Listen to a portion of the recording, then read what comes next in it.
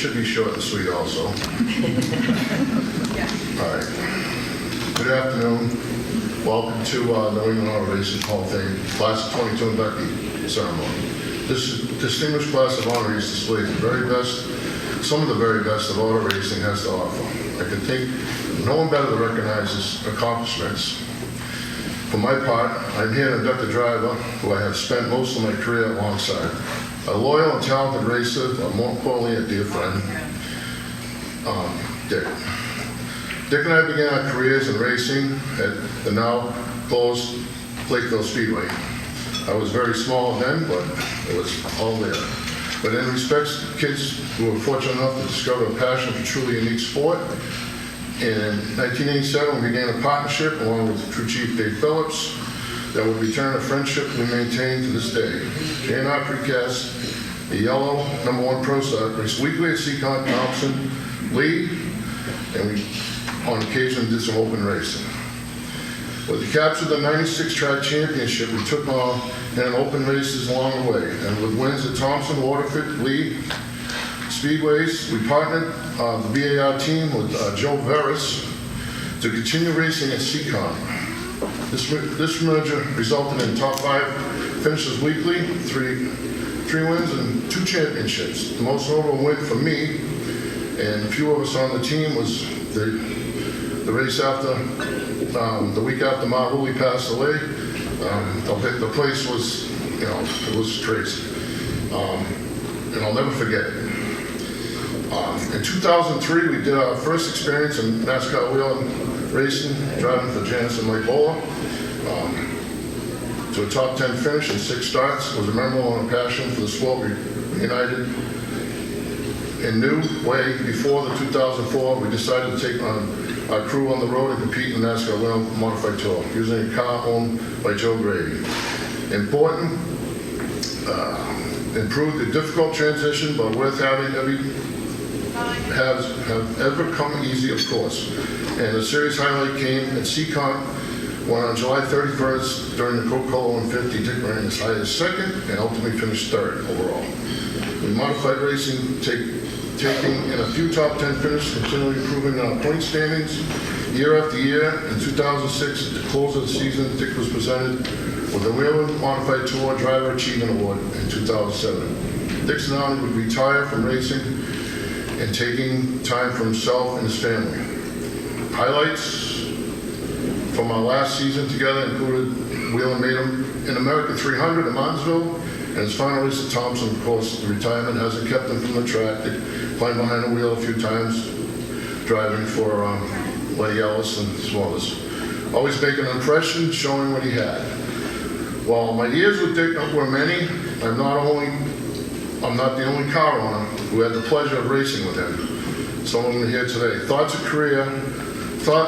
his career, he has been for many owners, including Harry Taylor, Danny Fournier, Jimmy McLeod, Sam Medeiros, Frank Procopio, Bill Ambrosio, Dan Endruck, John McKenna, Len Ellis, Greg Pickman, Wayne Dowling, and Joe Viveris. In addition to many of these, I would be remiss if I did not mention those in the garage and on pit road throughout his career.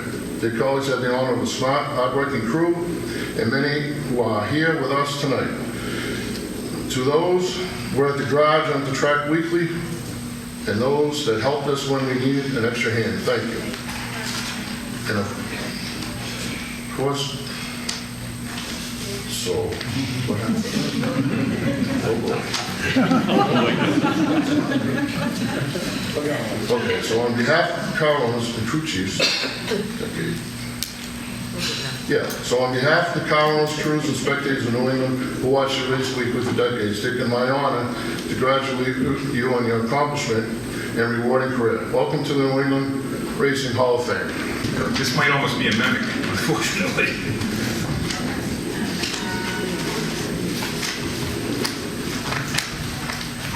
Welcome, everyone. These glasses. I stand before you a humble man who was truly honored to be mentioned with so many of my childhood racing heroes that have been inducted before me. Upon receiving the call that I was inducted into the Hall of Fame, into their Hall of Fame, I was overcome with emotions. Honestly, I still can't believe it. I truly consider myself blessed. George Summers, Leo Clary, Ronnie Bouchard, George Savory, and my friend Bugsy Stevens are all racers that I looked up to. I am also honored to be inducted with 5 amazing professionals today with the class of 2022. Back in 1972, as a 15-year-old, I built my very first race car to run in the Road Runner division at Lakeville Speedway. I took a hammer to the roll cage to check to see how strong it was. It fell apart. I knew right away I couldn't do this racing thing on my own. It would take me 4 years before I take my first checkered flag at Seekonk Speedway in a car owned by Jim McLeod and Sam Medeiros. It was in 1982 that we started to have some success. Winning the Bandit Series, as well as the New England Mini Modified Association championships in a car owned and wrenched by Dan Fournier, along with the help of Tim Wainwright, John McKenna, and the assistants, believe it or not, Lenny Bowler designed race car. That didn't hurt either.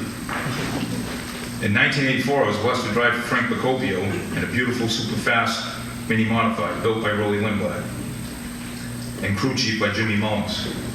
This car was way ahead of its time, winning championships at Westboro and Seekonk Speedway. It was in 1987 that I teamed up with Bobby Jr. Caton and the JNR Precast team to go pro stock racing. Thanks to Junior and the amazing race crew, led by Dave Phillips, we were able to take home the 1996 Pro Stock Championship at Thompson International Speedway. In 2002, Junior teamed up with the 46th Joe Viveris Insurance Racing Team, which led to back-to-back championships at Seekonk Speedway in 2002 and 2003. In 2003, we decided to go modified tour racing. We didn't have quite the success we wanted, but we definitely learned a lot. My retirement in 2008 was short-lived, when in 2010, longtime competitor and friend Lenny Ellis asked me to drive his 19-year-old Pro Stock, called it the Old Girl, at Seekonk Speedway. We won a handful of races, but more importantly, we had so much fun. I was honestly able to drive a handful of modified races for Bob Hussey during that same time. After 45 years of racing, I finally hung my helmet up in 2017. Looking back, what a ride it's been. When I say we, I mean we. Without so many amazing car owners, sponsors, crew members over the past 45 years, I personally would have not taken one checkered flag on my own. Never mind a single championship. I consider myself the luckiest guy on earth to be able to do something I loved for so many years. Along with the following individuals and supporters, I would not be here. So thank you to the entire Caton family and the #1 racing team. Matt Chase had a lot to do with the 46 racing team. Len Ellis and family and the #41 racing team. Barry Estrella and the Estrella family. Brad Collin, Dave Bolter, Deb Bolter, Bob Nicholson,